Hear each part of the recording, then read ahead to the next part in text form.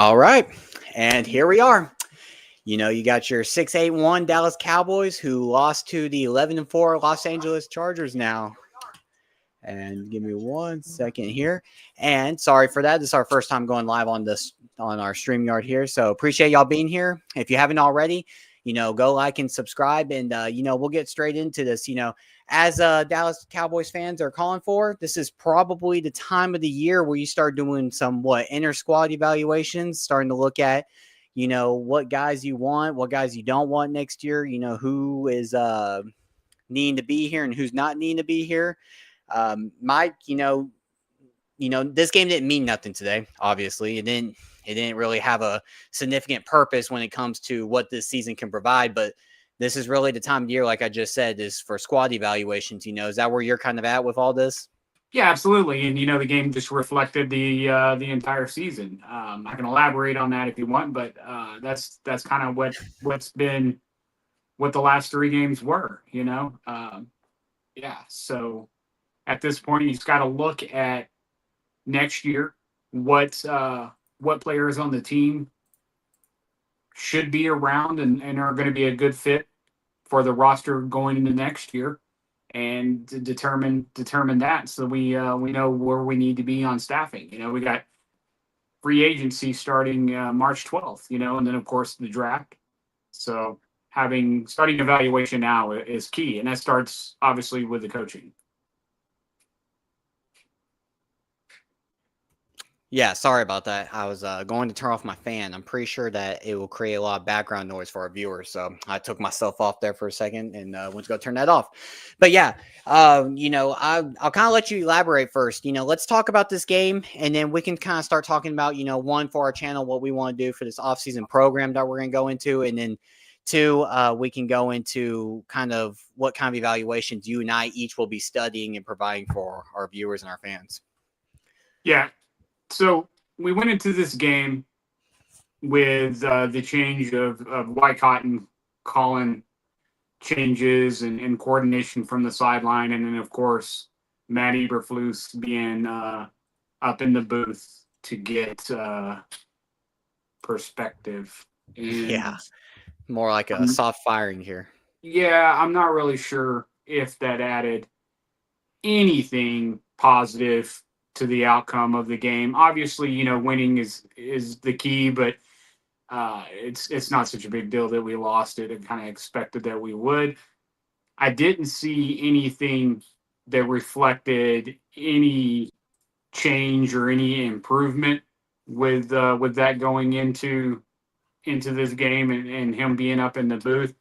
I really watched the defensive line, the front seven, the linebackers in this game, and Justin Herbert is the most sacked quarterback in the league this year.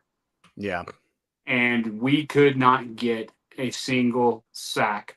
Kenny Clark, you thought sacked him, but he actually passed the line of scrimmage, so it was a tackle for 1 yard and not a sack. So that didn't even count. Yep. Very minimal pressure, as there's been all year. It just seems that every offensive line can take whatever rush we throw at them. Even with Osa and Kenny Clark and Quinnen Williams, we have no definitive pass rusher that can make a difference. But here's my overall opinion on this. This is what happens when you just throw a bunch of shit together and expect it to work out. Yeah.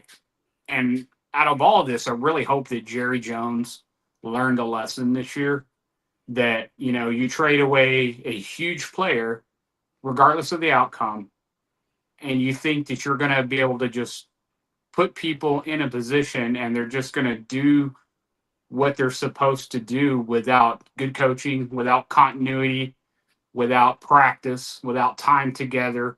It takes weeks. You look at the teams that are going into the playoffs right now, their defenses look like a unit. Yeah. They look like they know what they're supposed to be doing, and they know how to do it. They know what their weaknesses are, but they pursue their strengths so well that the weaknesses you do expose are very, very brief, and for us, it doesn't look like that. It just looks like we're terrible at every facet of the game. And occasionally we have, players who have a lot of skill on our defense that will make some plays and do some things. But it's a reflection of what our whole season has been. Great offense gets killed with a single penalty. You look at that play with Turpin, he's running around the end. All he's got to do is make one guy miss, and he can run that all the way to the house. Oh, what happens? He trips and falls. That's pretty much been our whole season. It's just execution has been poor, both offensively and defensively. And that's because we went into this season hodgepodging a bunch of stuff together. You cannot take a rookie head coach, change up his team, and he was the last minute, chosen at the very last minute, make big changes to the personnel, hire a guy who has just been released from his former position for failure, and throw this thing together, and then halfway through the season panic, order a bunch of guys off the a la carte menu, and then try to push this thing across the finish line with just hopes and dreams.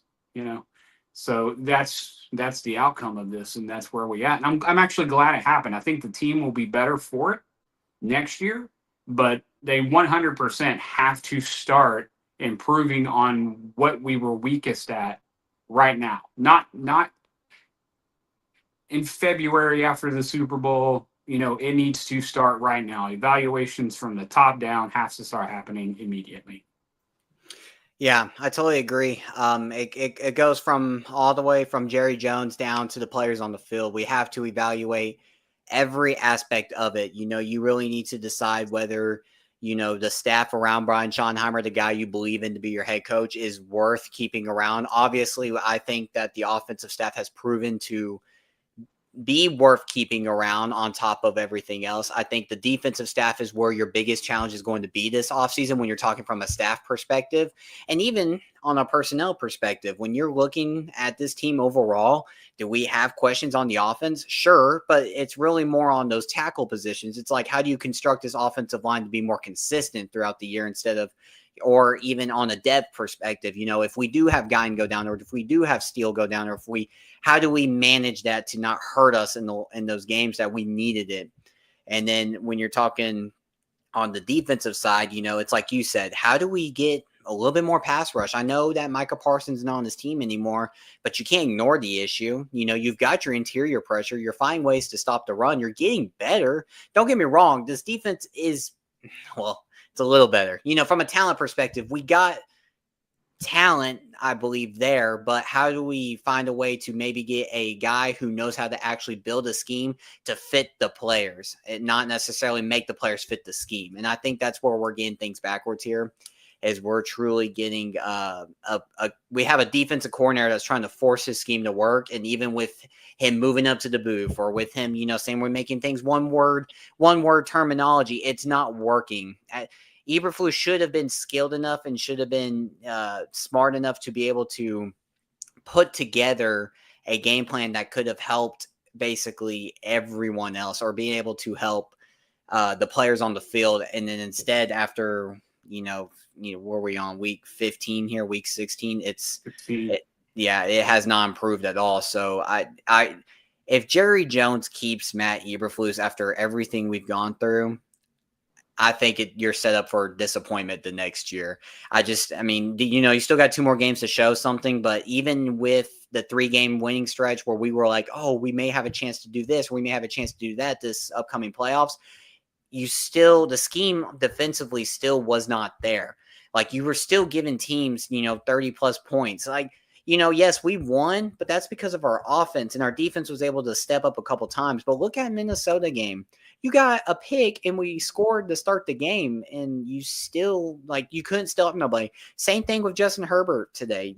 Our offense comes out hot. They put up 17 points in the first half, and then they go scoreless in the second half, but you weren't able to stop anybody. So you're in the spot where you need to make changes defensively. Offensively, you need to retool and just fine tune it, if that makes sense. So Yeah, absolutely. And Eberflus was hired because look.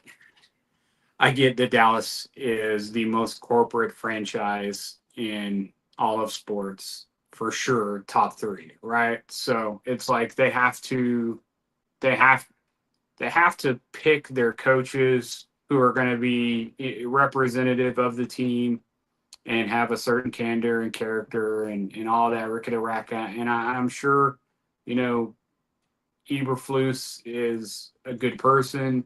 He's got a family, trying to do his job, but that's the that's the career path that he chose. Is that you're under pressure to deliver a result every week for the entire NFL year, and unfortunately, sometimes when it doesn't work out and you don't see any improvement, you can be a casualty of that.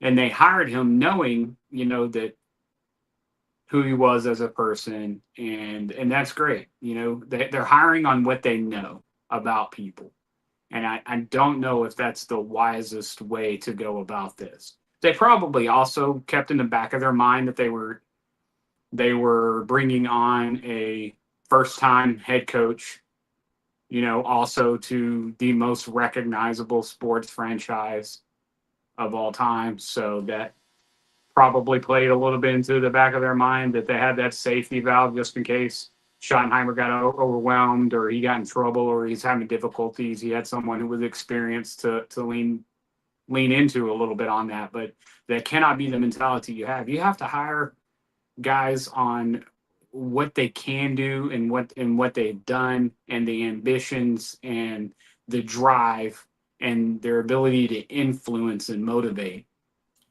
And you have to have a plan and a picture to hire somebody for that. You know what I mean? And yeah. I think that's what they were missing. I think they just hired this guy because they knew him and he was experienced and safe. Yeah, no, I totally agree. And just real quick, I'm going to throw us off track here for a second. But as we're playing around with this new live streaming stuff, I want to apologize because the selection I made, they're calling it a multi-stream view thing where one goes, I'm assuming here on the YouTube Shorts, and then one is on our YouTube page, but it's creating two different live videos. So if you're noticing, there's one that's vertical and there's one that's portrait. I'm sorry to throw us off track here, but I apologize to our fans for the ones that it's in portrait mode, maybe on their shorts and stuff. It had this like super zoomed in, so I'm having to zoom it out just for their view right now, and then I'll have to go back and fix that later. Now, back to what you're here for, Dallas Cowboys content. Yeah, and here's one of the things that I'm looking at Twitter here and I'm digging through all the post press conference notes and everything. John Machota, give credit to him here. He says, Cowboys owner Jerry Jones, I'll admit that the Cowboys management has played a big role in the 30-year Super Bowl drought. But seriously, I'm very disappointed that the way we're structured and the role put us here tonight, and my role put us here tonight, I'm tremendously disappointed. It's all fun and games. I feel like every year, and maybe you disagree, but every year we end up in this situation with Jerry Jones. It's always like, it's my fault, it's my fault, it's my fault, or, like I could have done this, I could have done that, but for me, it's like, okay, now you say this, it's good to admit, right? The first thing to do is admit, but how do we move forward or how do we fix it? What's step one here? Are you actually going to make the moves? Are you actually going to contribute to a roster that could be, like you said, a Super Bowl team roster here in the next couple of years, a machine that you can gel together to get it going? Because we have to find a coach on the defensive side. We have to find somebody who's going to be here for 2 or 3 years. We can't just keep hiring, because you're hurting it's a lot on a player. I'm like, imagine going to work every day and they're going to change everything you're doing. You studied this whole work concept for a year, and all of a sudden they're like, nope, scratch that. This is your new job, and you got to learn all this for a year. And as soon as you get good at it, boom, we're taking it away. Here's another one. That's what the Cowboys have gone through the past 3 years. It was Dan Quinn, Mike Zimmer, now Matt Eberflus. And if Cowboys fans are going to get what they want, it's going to end up being a fourth defensive coordinator who's going to have to reteach everything. And it may be internal or it may be external. Whatever way it happens, it's going to be a new learning curve for these guys. And if you hire a defensive coordinator who's young and hungry, you're going to have learning curves with him that are probably going to take a couple years. How does he manage the game? How does he call the plays? Or how does he call a script? Like, yes, they're experienced coaches, obviously, but if they were a positional who's never been a defensive coordinator, been in charge of calling the plays, it's a different ball game. It's the question we had with Schottenheimer when he first got hired, and he's like, I'm going to be the offensive play caller. Okay, you were the OC, and then before that, you were an analyst for basically the Cowboys with Mike McCarthy's staff. How are you going to call plays? How are you going to handle the pressure? What are you going to do when you're on the goal line, 4th and goal 1? You got to have it here. And he's proven to show us that he can do it.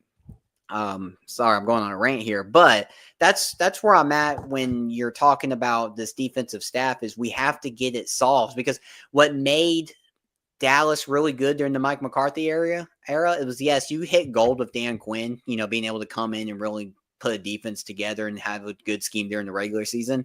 But he was there for 2 to 3 years. So he had the defense players had consistency. The guys like you've talked about before, the guys they were drafting, Eberflus did not really pick it. I mean, I hate to say it, like you said, it's his fault, but it's not his fault because this isn't like his guys. This isn't a defense he's put together, in 3 to 4 years. And he's been able to be like, well, I want this guy in the draft. And I want this guy in the draft. And I want this guy in free agency. And then this guy in free agency. This is unfortunately a team that he had to inherit. But at the same time, if you were schematically good, we would see some light at this defense. And we're not seeing no light at all. There's no hope, at least from my point of view as a Cowboys fan and what I'm looking for to try to move forward. So, yeah, I mean, to me, it just looks like there was no plan going into the season beyond hiring Schottenheimer.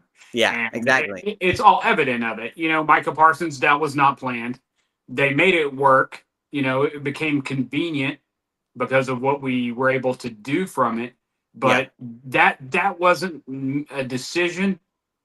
So let me backtrack. They talked about it. Jerry Jones came out and said, yeah, we talked about trading him earlier, before training camp and Ricky Rackety. Yeah, it wasn't a serious conversation.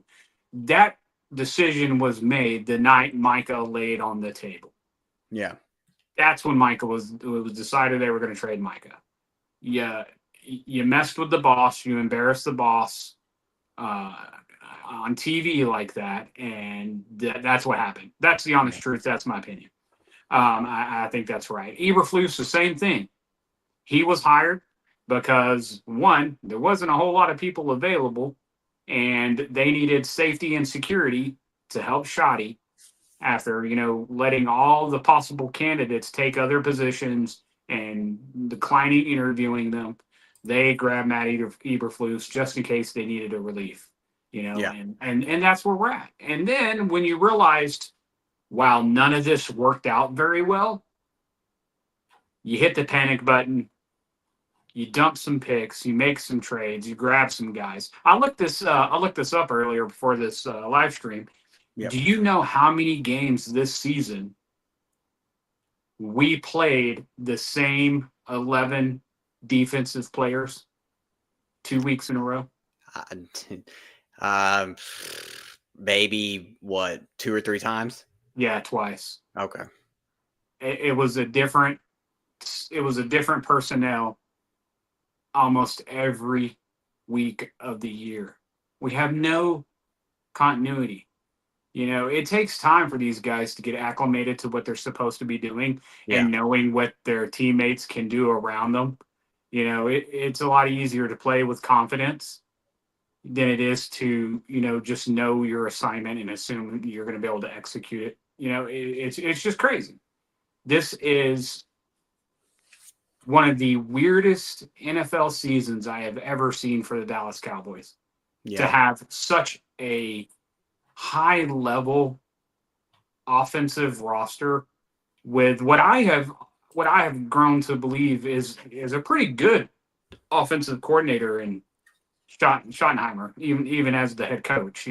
I feel like he's done a really good job. He's decent situational so far. He's going to get more experience and he'll get better. He'll rein in some of the crazy calls he likes to make when he gets a little fired up.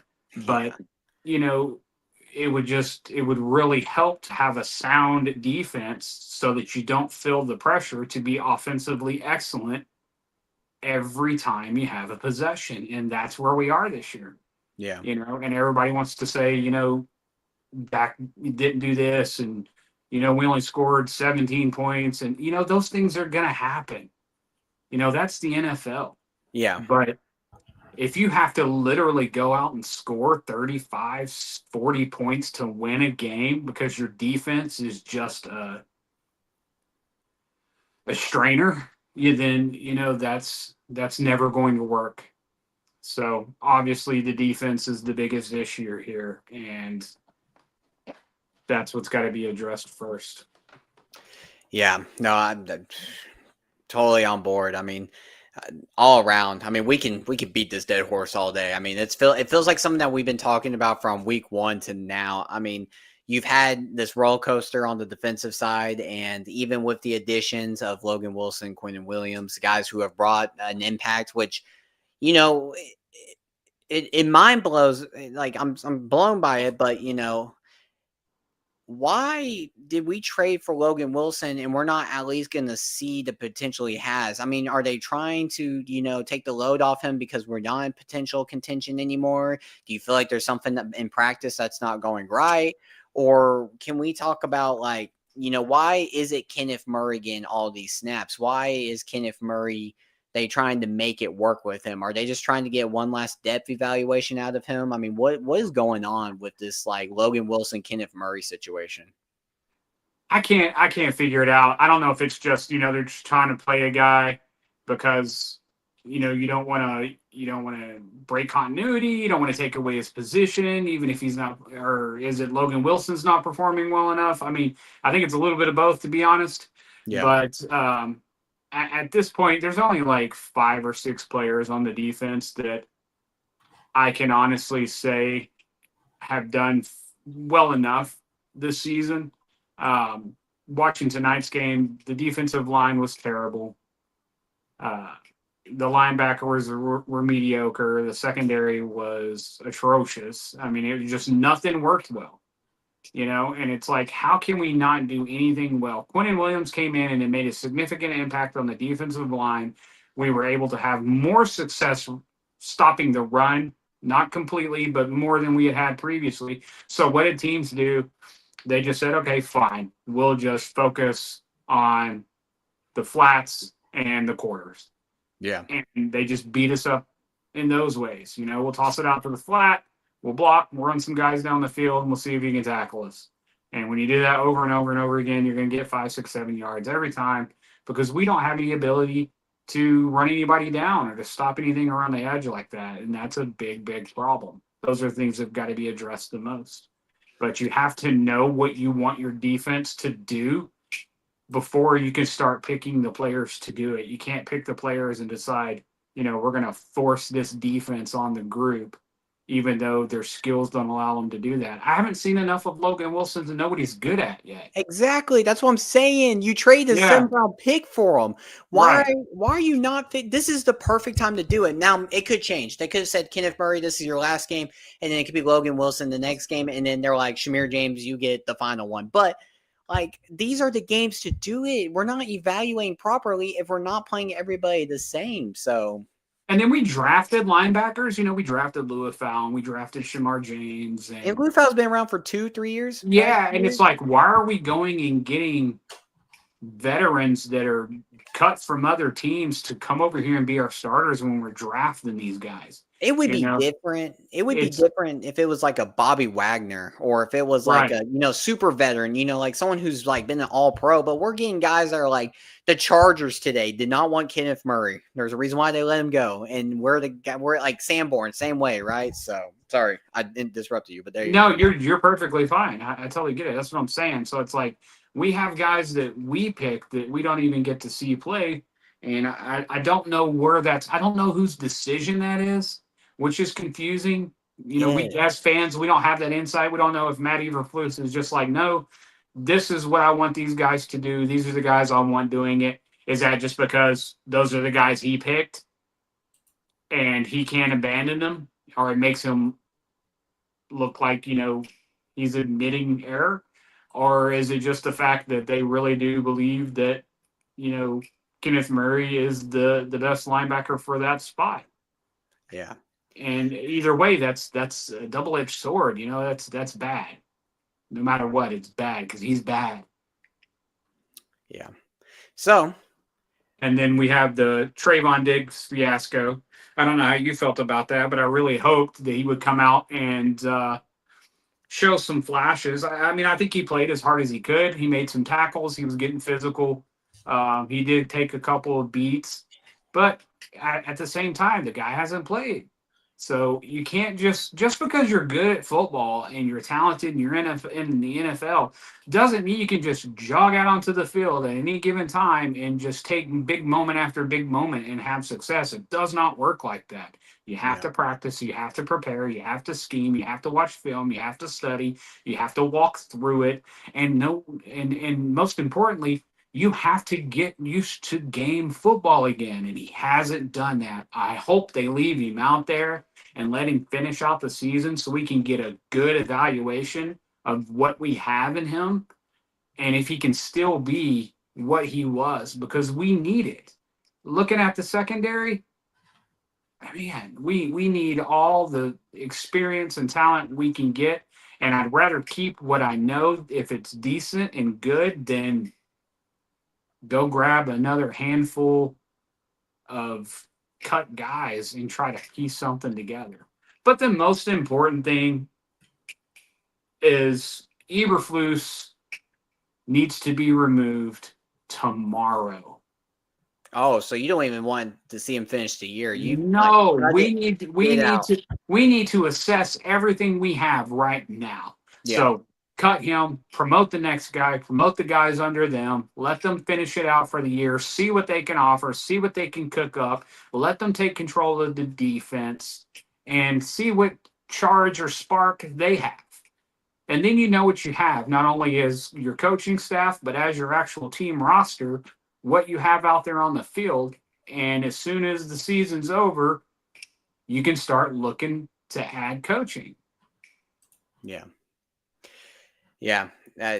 I agree with you on the Trayvon Diggs aspect, to talk about that a little bit. I love Trayvon Diggs. I own like 2-3 jerseys of Trayvon Diggs. Like, that's my boy. I love him. Been watching him since 2021. It's been a really, really good ride with him.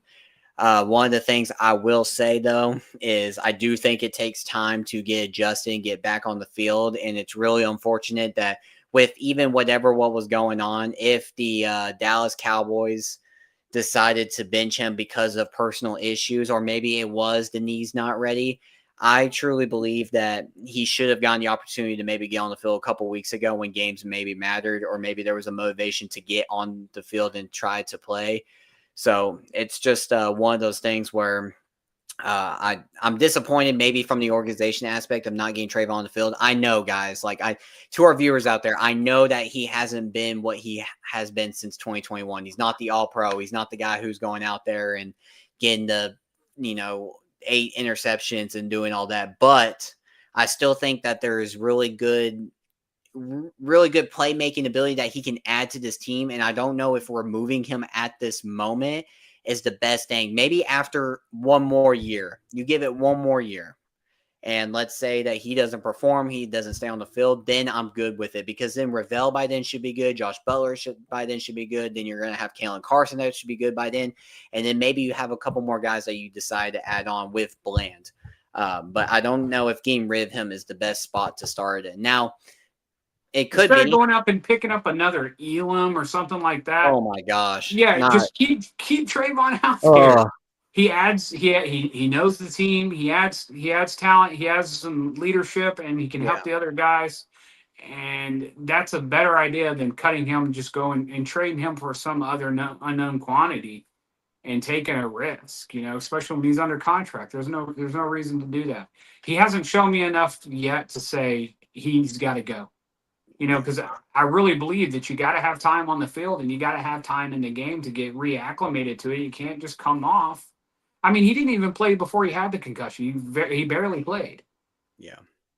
So he's almost been out this whole year, and now he's going to get thrown in versus one of the more elite receiving teams, with the Chargers out there, and it was tough to match up on them with rookies running around on the field.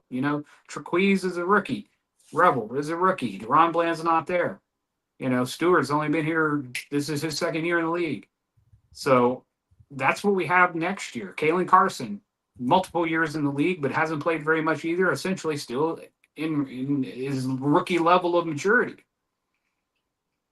Yeah. I think they're all talented. They're very capable, but there's a lot to learn about this game. There's little nuances that they have to pick up on, and you can't do that without experiencing it. Practice playing against the practice squad wide receivers is not going to allow that to happen. You have to be in the game for real, for real. Yeah. So let's talk about guys like, are you interested in, I know this is going to be a little early for these kind of definitive answers, but, are you looking to bring guys maybe like Dante Fowler next year, Jadeveon Clowney, maybe Peyton Turner?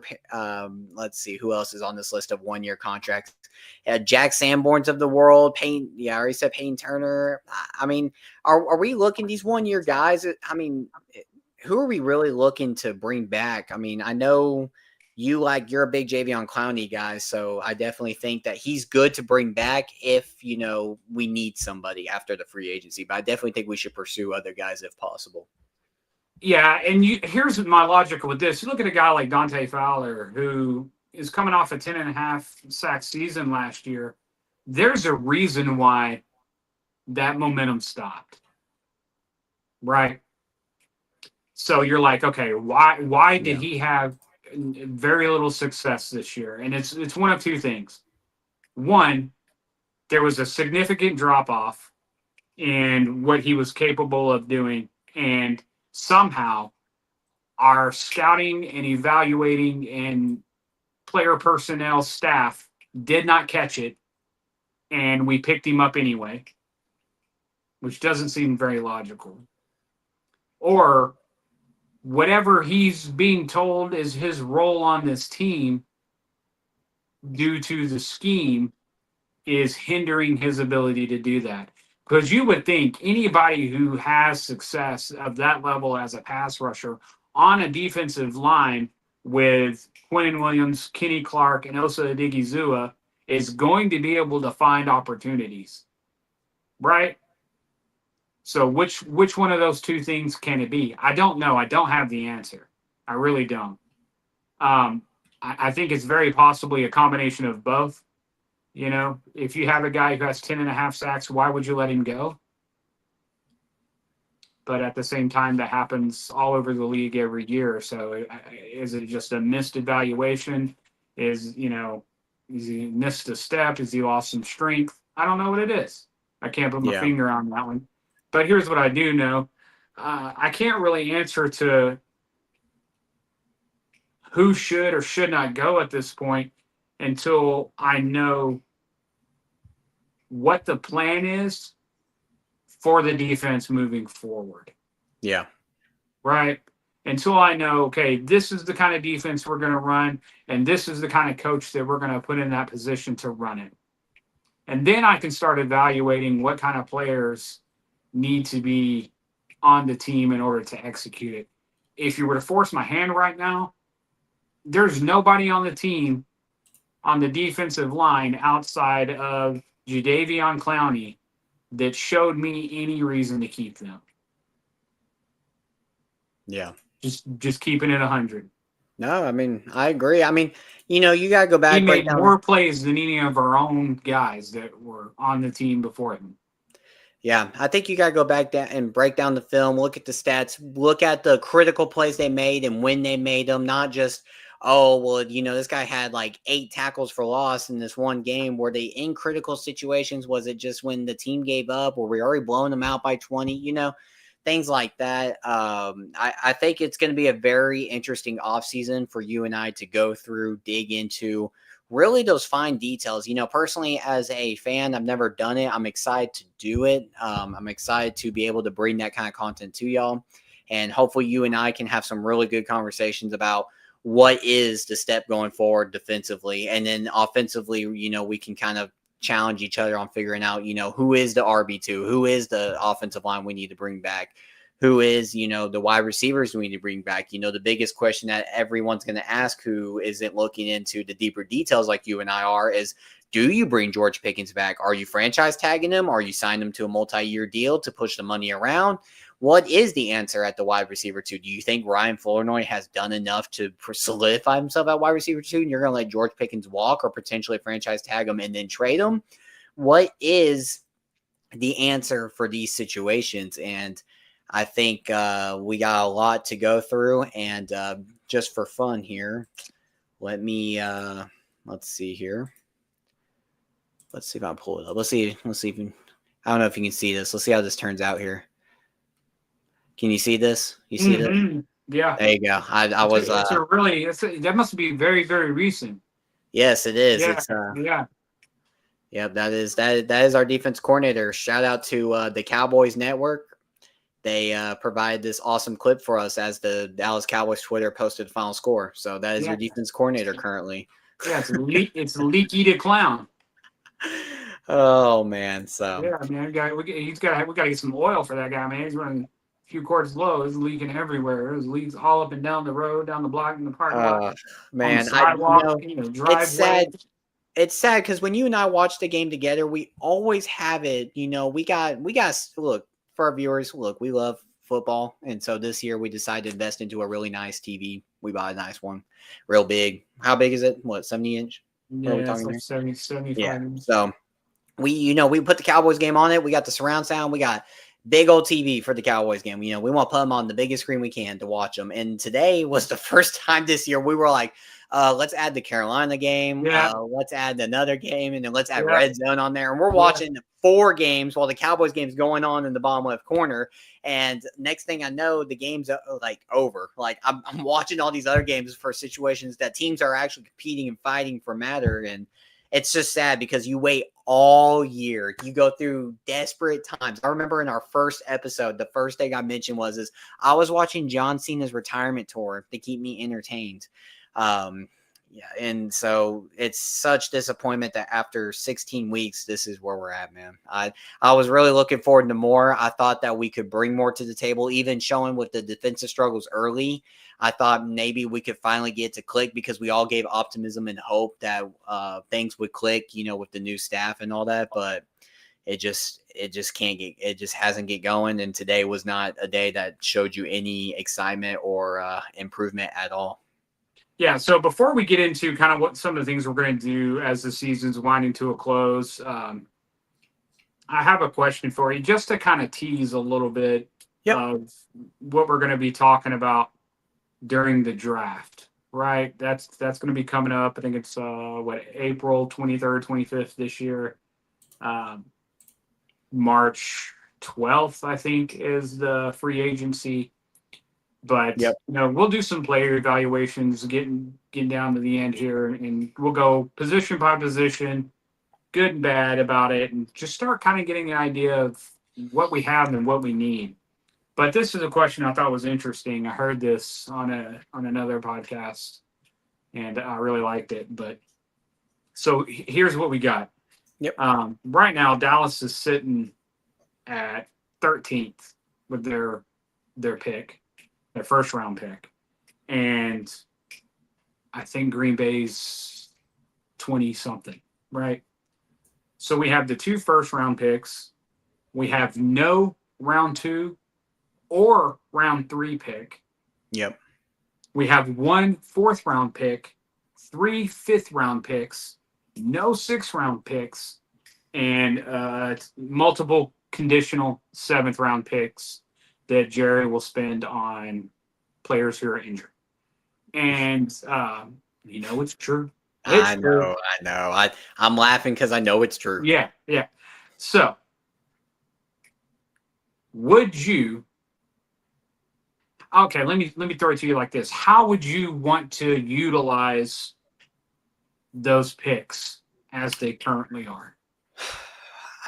Without digging too much into college prospects and all that, personally, when I'm looking at it, I'm looking to evaluate. I want safeties. If you could have any player guaranteed, what player would you want? Gosh, I don't even know that on top of my head. Ugh, man. All right, then just Yeah, go back. Just sorry. go back to what you were originally thinking. Yeah, sorry, you got me there. Without digging into it, I haven't dug too deep yet, but I'm looking at safeties. I want to really dig into safeties in that secondary, and then when you get into the later rounds, I really want to dig into how do we get some maybe offensive depth, offensive line depth. Looking at tackles, guards, and stuff like that. Okay, so let me pose it to you in a different way. If you could take that 13th pick and that 23rd pick and get a top 3 pick to get the guy you really know will impact your team, or would you take a good guy that'll help your team with the 13th pick and then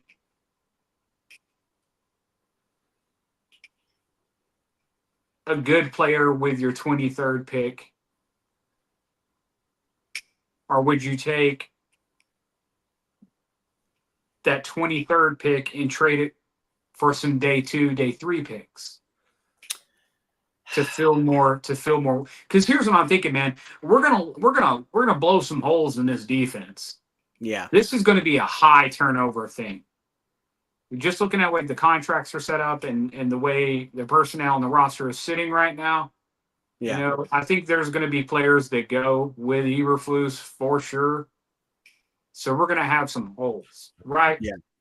So, and I get free agency hasn't happened and it's difficult to project what we're going to need. But at the same time, you kind of have to have an idea of how you want to utilize these picks to optimize the skill that we're going to bring to the team. And it's tough because if you need 5 or 6 players to fill holes, you can't just go out and buy players every year. They just won't Yeah. work. So if we have 5 or 6 needs, but we only have 2 impact draft picks, how do we spend them the best? Do you take those 2 picks and get a top 5 player? Do you split the difference and trade both of your picks to get multiple, trade back in the first round to get multiple second round or even a couple third round picks out of it just to have more shots at the board? Do you trade back your first round pick and take 2 early second round picks in the first round? It just depends on what you really want. Do you want a guaranteed impact player? Do you want one good player and an okay player? Or do you want several okay guys? Man, I think It's hard to think of it like that, but that's the reality of it. Yeah, personally, first off, top of my head, no draft boards, no, nothing. I think you have to hold on to the Dallas Cowboy pick, and you have to draft whatever's best available with it. Now the Green Bay one, it can definitely get tricky. I don't want you to reach with that Green Bay one. Let's say there's a guy that, or get something that's like get some let's draft in our offensive lineman with the second one. Unless that offensive lineman fell down the board and he should not be there. And it's like, this guy, how the heck did he fall 10 picks? He was supposed to be drafted top 10 and now he's at 23 or whatever.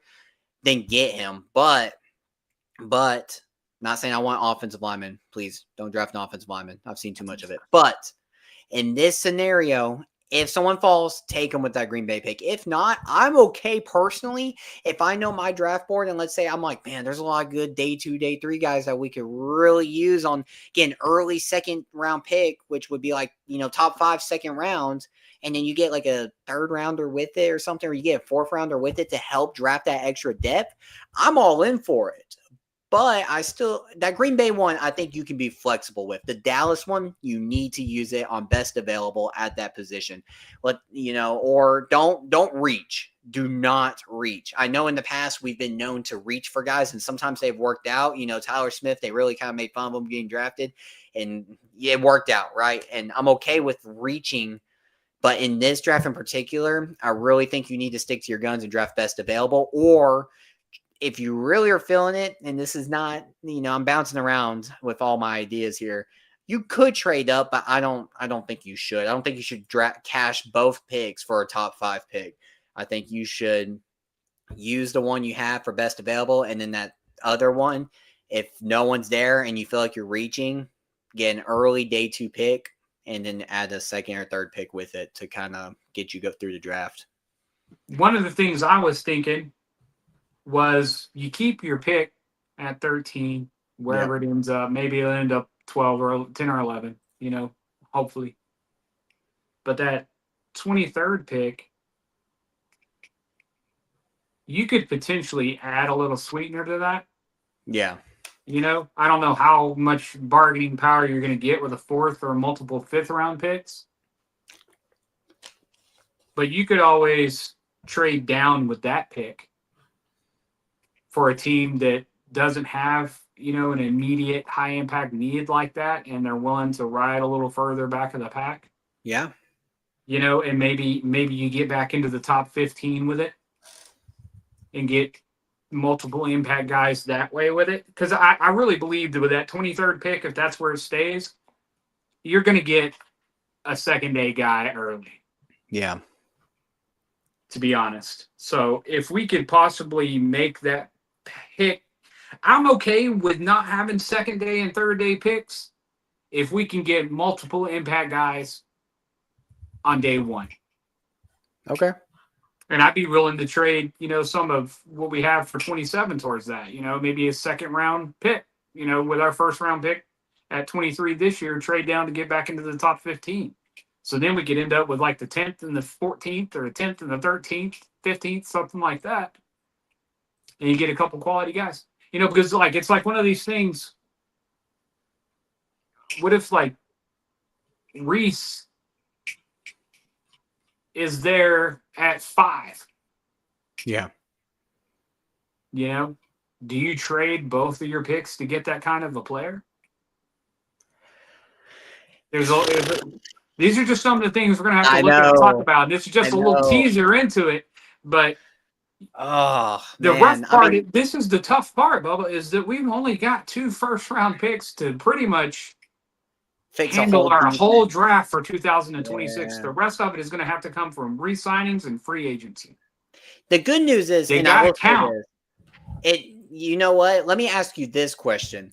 Let's say, are you trading your 2 draft picks for a top 5 pick if you have a good free agency or a bad free agency? That's definitely going to matter. Yeah. And that's why and that's why all this, there's a reason why all this stuff is dated and timed out the way it is, and why the earlier you have a plan and what your end result goal is going to be, you can start working on that now. If you can assess what players we have for the staff that we put in place, which is why I say tomorrow, Eberflus, I'm sorry, it did not work out.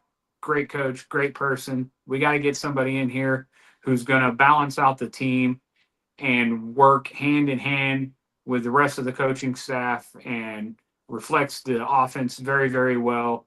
We got to start looking for that now. Start evaluating in-house, put the feelers out for a new head coach, or whoever that might be. I have a list of candidates I would love to have. And then you can kind of say, okay, here's the coach. Here's the players we have. Here's the players we know we can use for this because we've seen it in other coaches when they were here in their tenure.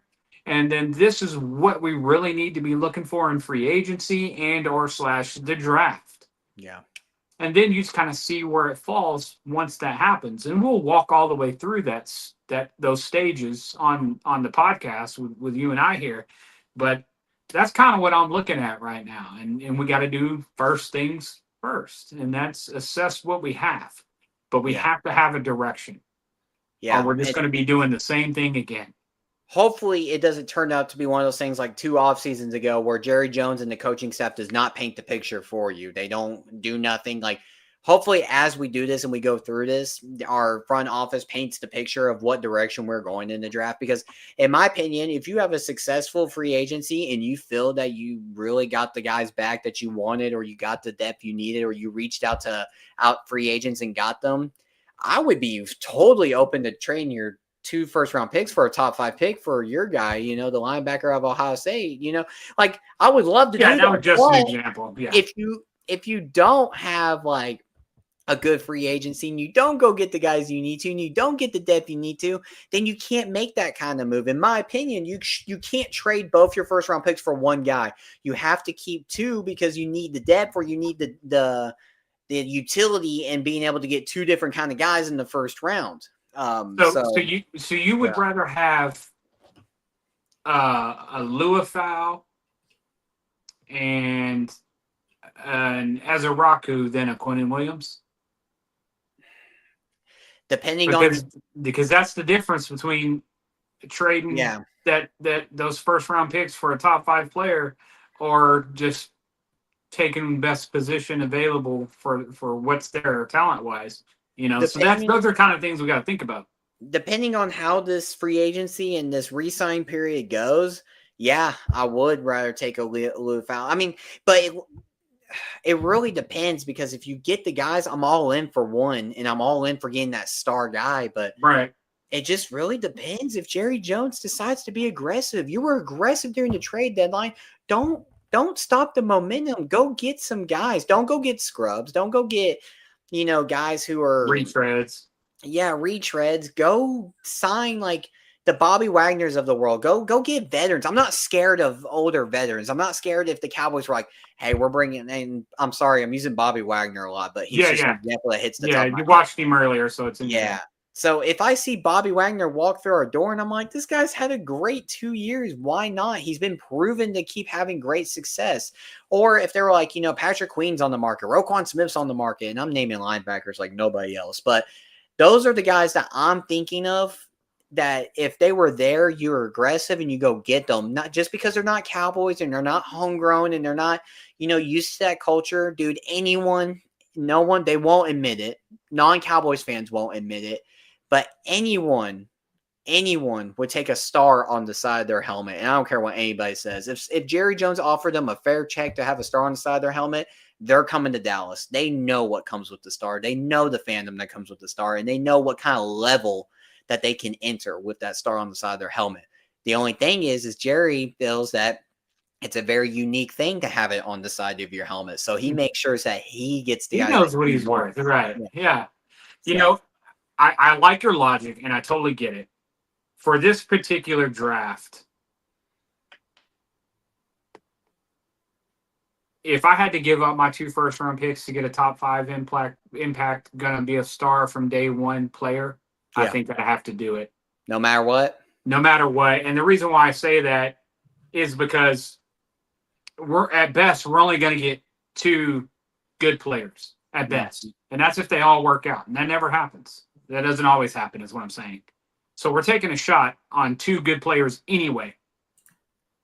And then we have no second round or third round picks. So it's not like, there's more to come or anything like that. We only have these 2 draft picks to truly help the team get better for the future, right?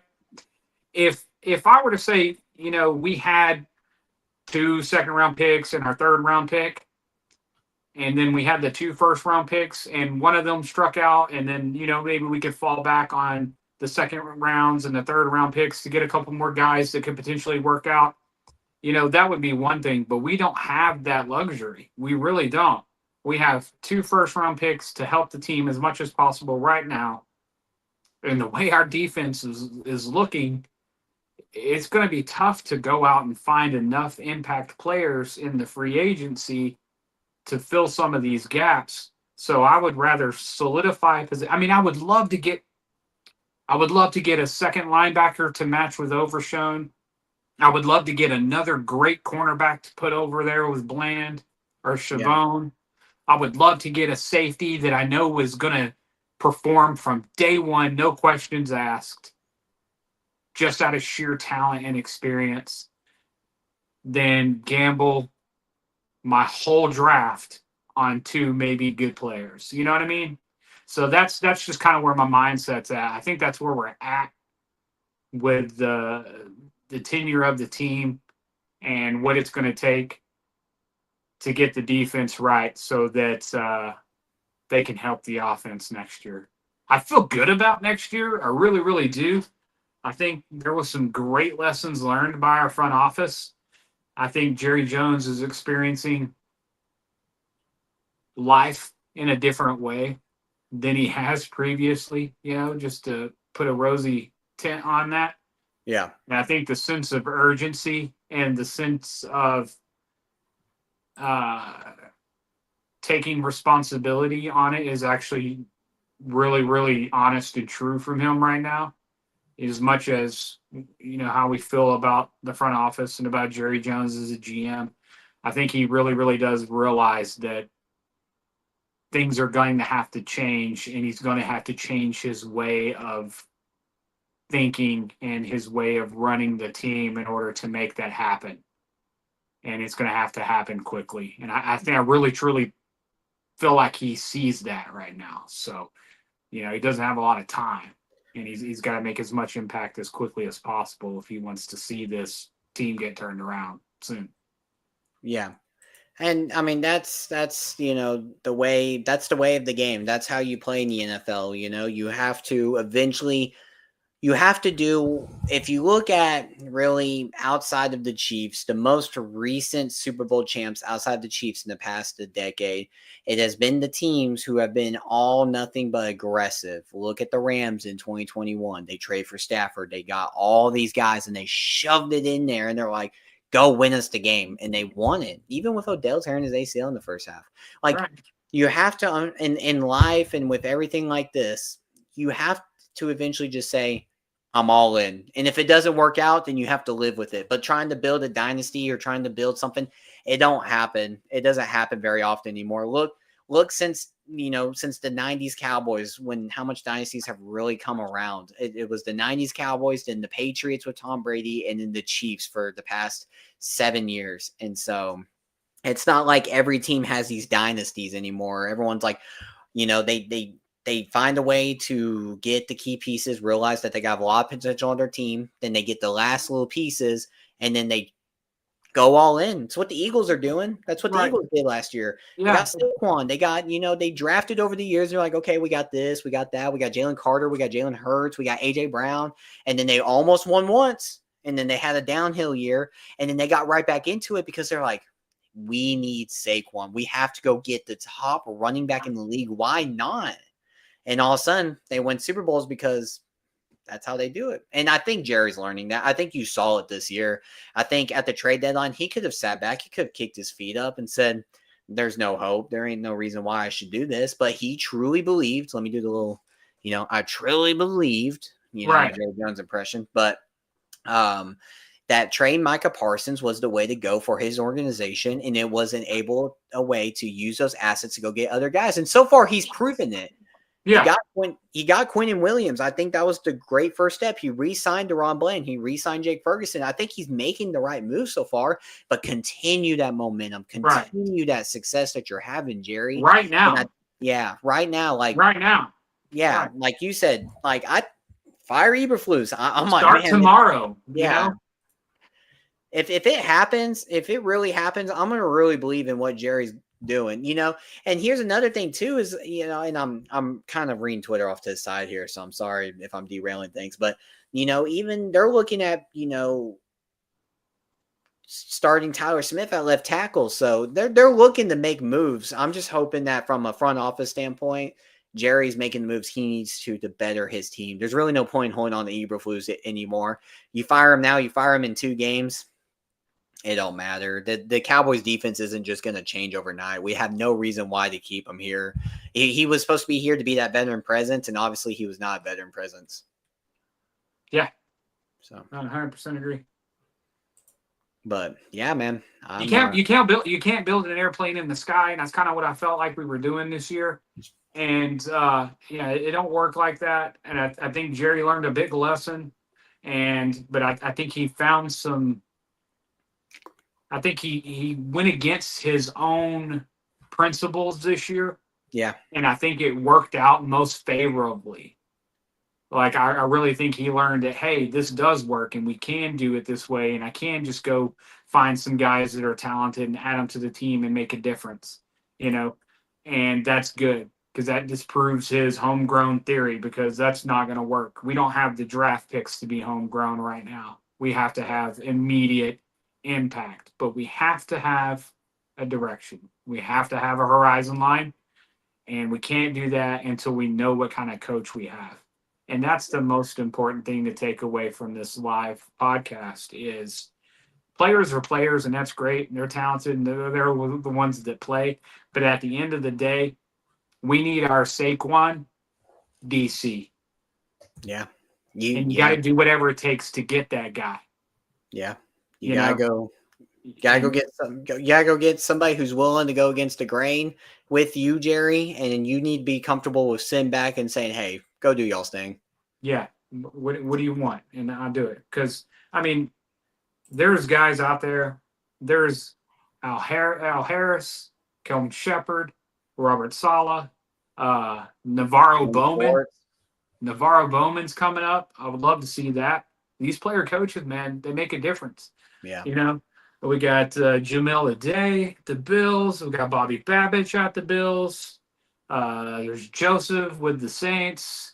And there's Cooley with the Panthers. I mean, there are guys all around the league who are not currently DCs, but they're having success coaching what they coach on those teams, and they're progressing.